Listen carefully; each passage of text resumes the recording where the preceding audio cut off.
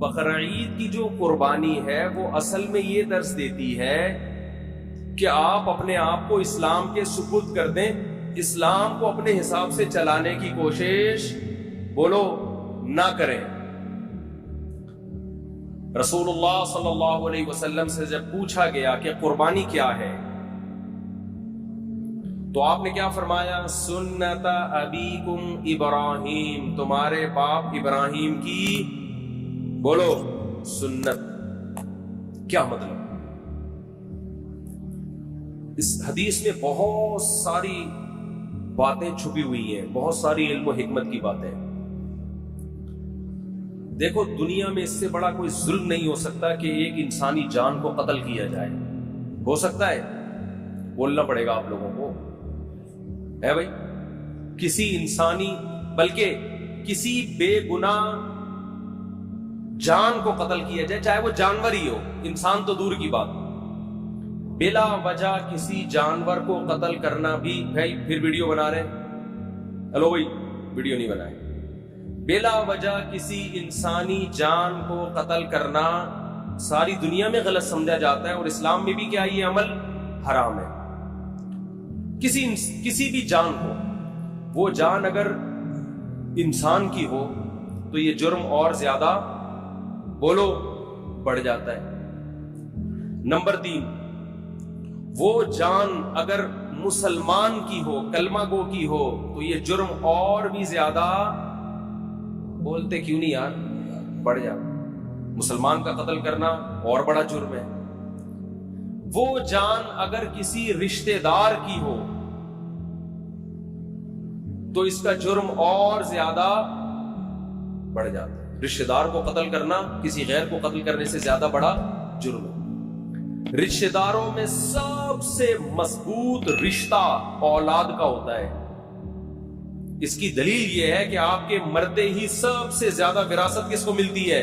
اولاد کو۔ اس لیے اسلام نے سب سے گہرا رشتہ کس کا مانا ہے؟ اولاد۔ تو اولاد کو قتل کرنا قتل کی نوعیت میں اور بھی بڑا جرم۔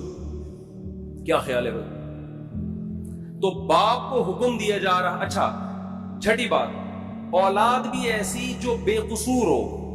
بعض دفعہ اولاد نے کچھ ایسے کام کیے ہوتے ہیں، آدمی غصے میں آ کے مار دیتا ہے اس کو، وہ بھی غلط کرتا ہے، قتل تو پھر بھی جائز نہیں، لیکن اولاد اگر کیا ہو، معصوم اور نیک، کوئی قصور نہیں ہے اس کا، اس کو قتل کرنا اور بھی بڑا جرم۔ پھر وہ اولاد اگر نابالغ ہو تو شریعت میں نابالغوں کے حقوق بالغوں سے زیادہ ہیں۔ آج تو ان حقوق پر عمل نہیں ہوتا، یہ خوب مسئلہ سمجھ لیں۔ نابالغ بچے کا مال اس کی پرمیشن سے بھی آپ استعمال نہیں کر سکتے۔ نابالغ بچہ صدقہ کرے گا تو شریعت میں وہ کالعدم ہے، کیونکہ اس کو یہ حق نہیں ہے کہ اپنا مال کسی کو دے دے۔ وہ ابھی نہ سمجھے، شریعت نے اس کے تصرفات اور اس کے اس قسم کے افعال کو کالعدم قرار دیا ہے۔ نابالغ بچہ آپ کو اپنا پلاٹ گفٹ کر دے، شریعت اس کو کالعدم مانتی ہے۔ کوئی وصیت کر دے، کالعدم۔ سمجھتے ہو؟ کیونکہ اس کے مال کی حفاظت اور اچھا نابالغ بچے سے آپ کوئی کام بھی نہیں لے سکتے۔ یہ بہت اہم پوائنٹ کی بات ہے۔ لوگ خدمت لے رہے ہوتے ہیں نا، وہ بچہ کوئی جا بیٹا یہ لے کر آ، جا بیٹا پانی لے کر آ، جا بیٹا یہ لے کر آ۔ تو علماء نے یہ مسئلہ بیان کیا ہے کہ نابالغ بچے سے آپ کوئی کسی قسم کی خدمت نہیں لے سکتے۔ والدین خدمت لے سکتے ہیں، اسی طرح استاذ والدین کی پرمیشن سے اتنی خدمت لے سکتا ہے جس کا تعلق تربیت سے ہو۔ بہت مشکل ہے بات سمجھانا، بہت مشکل۔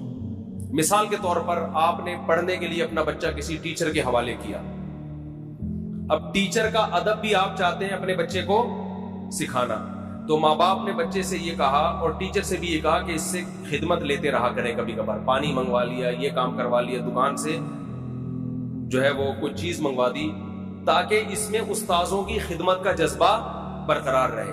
تو ٹیچر اس نیت سے اس سے خدمت لے سکتا ہے تاکہ اس میں خدمت کا جذبہ برقرار رہے، اور یہ بھی جب لے سکتا ہے جب بچے کے والدین کی طرف سے ٹیچر کو اس کی پرمیشن بھی ہو، کیونکہ اصل متولی ماں باپ ہے، استاذ نہیں ہے۔ بہت مشکل ہے یار، کیسے سمجھائیں.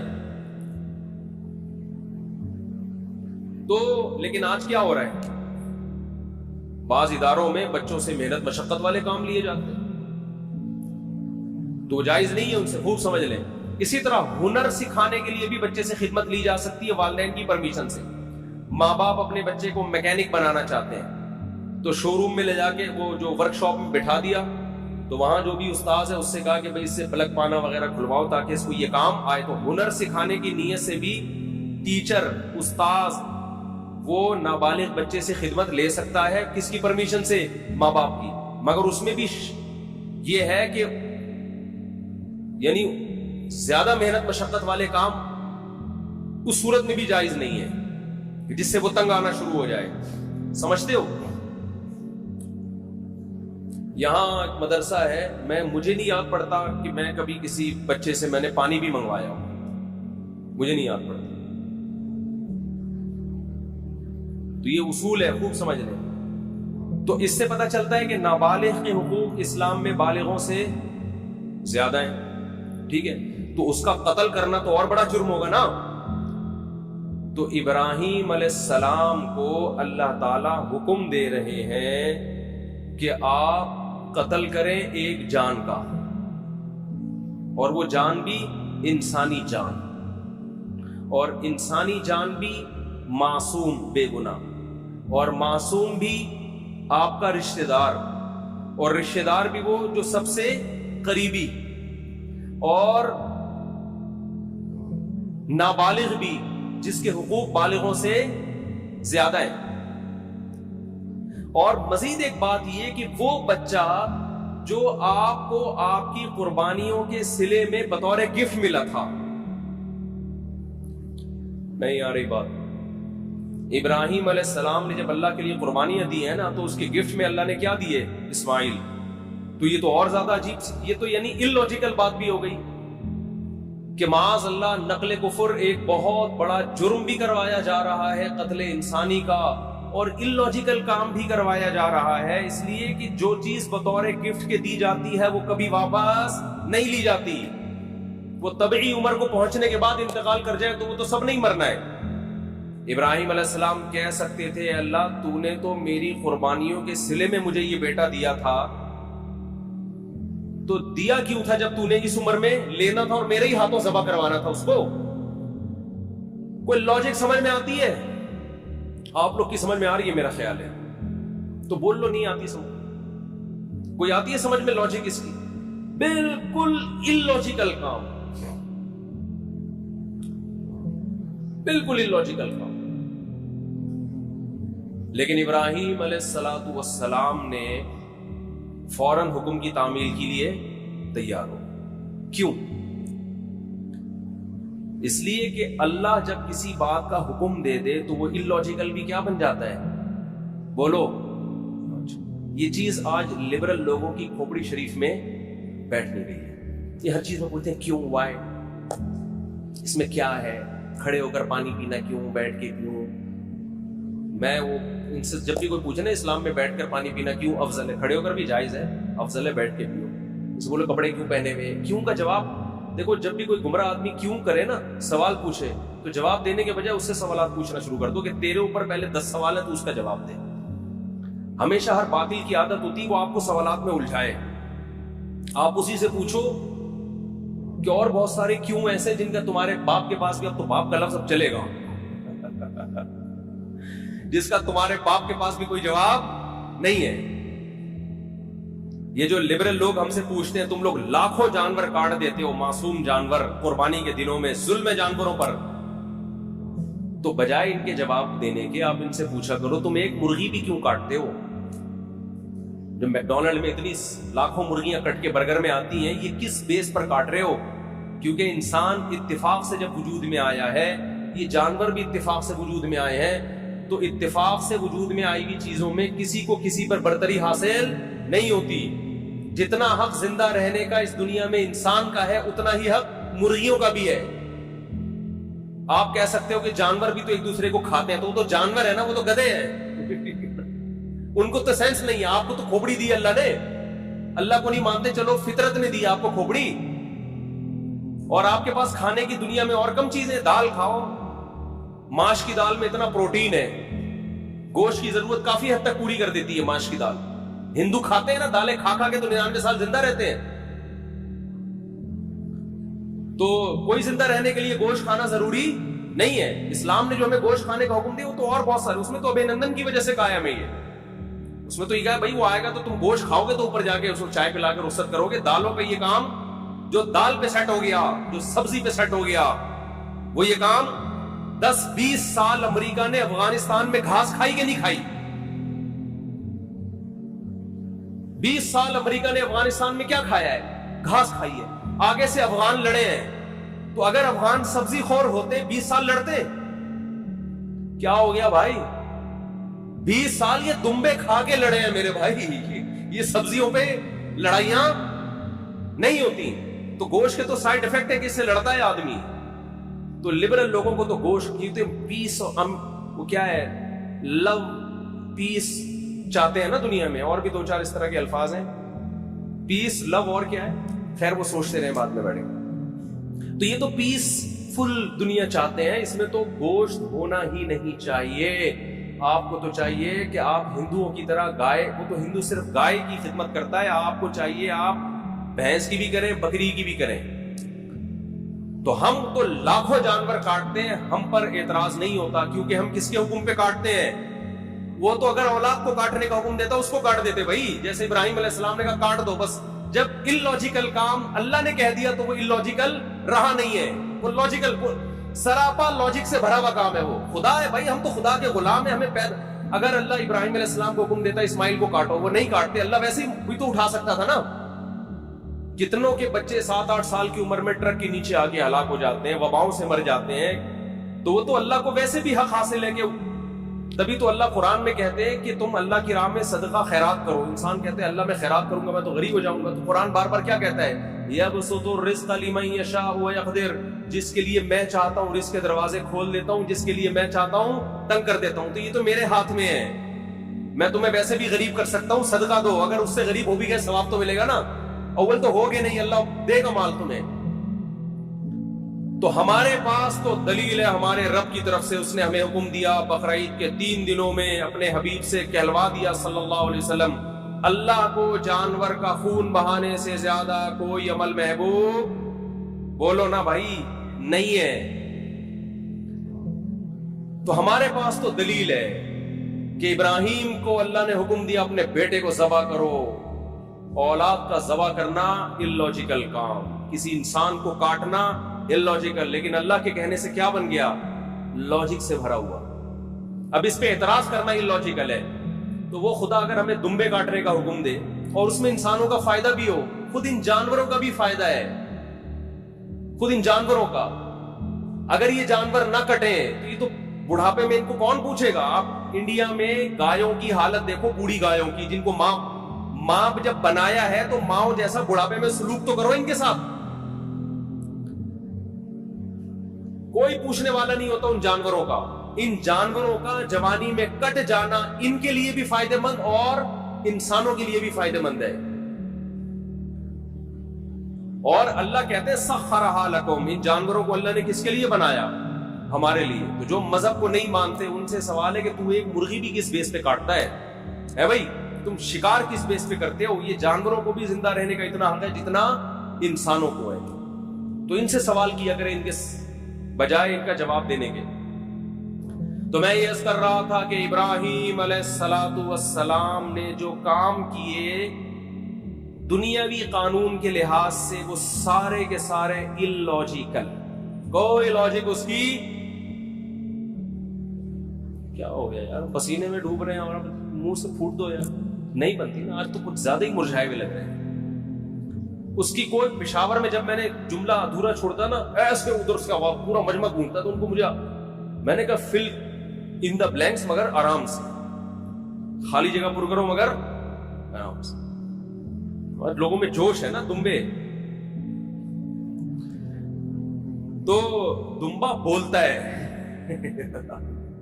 دمبا کیا ہے؟ بولتا ہے. مچھلی نہیں بولتی. مچھلی میں زیادہ طاقت نہیں ہے. طاقت کس میں ہے؟ مچھلی کھایا کریں ویسے صحت کے لیے اچھی چیز ہے، لیکن جو پاور آئے گی نا، بازوؤں میں طاقت آئے گی، وہ دمبے سے آئے گی، وہ مچھلی سے نہیں آئے گی۔ خیر، تو ابراہیم علیہ السلام نے جو سارے کام اللاجیکل کیے، تبھی تو وہ کیا بنے۔ دیکھو، اس کا یہ مطلب نہیں ہے کہ ہر اللاجیکل کام آپ کرنا شروع کر دو۔ ہمارے دینداروں میں ایک بڑا مسئلہ ہے، جتنے بھی کام کریں گے سارے کھوپڑی سے، کسی کی کھوپڑی میں سمجھ میں نہیں آئیں گے کر کیا رہے ہیں۔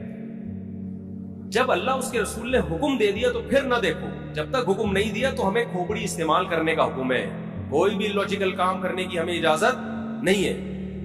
دکان کو بند کیا، آیت الکرسی پڑھ کے پھونک مار کے آگے کے ڈاکوؤں سے حفاظت رہے گی، تالا نہیں لگایا، تو یہ لاجیکل ہے یا اللاجیکل ہے؟ اسلام نے حکم دیا بھائی پہرے رکھو، تالے لگاؤ، حفاظت کرو۔ نبی نے حکم دیا رات کو چراغ کو جلتا ہوا مت چھوڑو، فَإِنَّ الْفُوَيْسِقَةَ تَضْرِبُ النَّارَ عَلَىٰ أَهْلِهَا، چوہا بعض دفعہ چراغ کو الٹ کے آگ لگا دیتا ہے، اتنی احتیاط کا حکم دیا ہے۔ تو رات کو آگ کو جلتا ہوا چھوڑنا اللاجیکل کام ہے، اس کی کوئی نہ ضرورت ہے اور یہ حادثے کا ذریعہ ہے۔ نبی نے فرمایا، ایک صحابی ایسے کنکر کو نہ ایسے پھینک رہے تھے، آپ نے فرمایا یہ اس سے نہ کوئی دشمن ہلاک ہوگا، اس سے کسی کی آنکھ پھوٹ سکتی ہے۔ لوگ اٹھا اٹھا کے پتھر پھینک رہے ہوتے ہیں نا، ویسے ہی ٹائم پاس کرنے کے لیے، کسی کے لگ سکتا ہے۔ ہر کام سے پہلے آپ نے 100 دفعہ سوچنا ہے کہ اس کی کوئی لاجک بنتی ہے کہ نہیں بنتی، لیکن جہاں اللہ کا حکم آ جائے تو بس یہی لاجک ہے کہ کس نے حکم دیا ہے، اللہ نے۔ سمجھتے ہو؟ اسی میں ایک بات خوبی ہے بھی، جب بات چل پڑی ہے، والدین جب کسی بات کا آرڈر کیا کریں اور اس میں آپ کا کوئی بڑا نقصان نہ ہو تو یہ نہ دیکھا کریں کہ یہ کیوں، بھئی یہ کس کا حکم ہے؟ باپ، یہ باپ کا حکم ہے، ماں کا حکم ہے، ان کو خوش کرنے کے لیے کرنا ہے۔ اس میں زیادہ پنچایتوں میں نہ جایا کریں، یہ کیوں کہہ رہے ہیں، یہ کیوں کہہ رہے ہیں، بھائی جو کہہ رہے ہیں کر لو یار، یہ خوش ہو جائیں گے، بس ان کو خوش کرنا ہمارا مقصد ہے۔ بحث بہت ہوتی ہے آج کل، میاں بیوی میں بحثیں چل رہی ہوتی، شوہر کسی بات کا آرڈر دیتا ہے، آرڈر یا گزارش کرتا ہے، آرڈر کا لفظ ذرا سخت ہو گیا، بیہائنڈ دا سین آئے گا۔ کسی نے میرا بنایا بیہائنڈ دا سین، میں نے کسی چلے چھوڑے، تو ریکویسٹ کرتا ہے، چھوڑو یار اس ریکویسٹ کو بھی، ٹائم بہت تھوڑا ہے نا، یہ قربانی کا فلسفہ ذرا کھوپڑی میں اچھی طرح بٹھا دوں۔ تو ہم جو جانور ذبح کرتے ہیں، کیوں؟ کوئی ہم سے پوچھے کیوں، وجہ کیا ہے بھائی؟ کس نے حکم دیا؟ اللہ نے۔ ایک بات خوب سمجھو۔ دوسری بات دیکھو، آج میں نے دیکھا ہے جو وہ چیزیں ہمیں نظر آ رہی ہیں جو بچپن میں ہم جن کا تصور نہیں کرتے تھے، جو بہت غلط ہو رہا ہے کام۔ بقرعید کے جو ایام ہیں ان میں روزہ رکھنا کیوں حرام ہے؟ اس لیے کہ یہ گوشت اللہ کی طرف سے ضیافت ہے اپنے بندوں کے لیے۔ اس کا مطلب بقرعید میں ہمیں یہ گوشت کھانا چاہیے۔ یہ تکبر ہے گوشت سے اجتناب کرنا بقرعید کے ایام میں۔ میں حیران ہوتا ہوں، بقرعید کے دن دعوت کر رہے ہوتے ہیں لوگ، چکن کھلا رہے ہوتے ہیں، چکن بریانی پکائی ہوئی ہے۔ بھائی یہ تو بہت برا عمل ہے، مسلمانوں کا شعار ہے یہ قربانی کا گوشت، کس بیس پر آپ چکن پکا رہے ہو؟ کوئی پرہیز ہو کسی کو تو ایک الگ بات ہے، کہہ رہے جی مہمان زیادہ آ گئے تو چکن کھلا رہے ہوں۔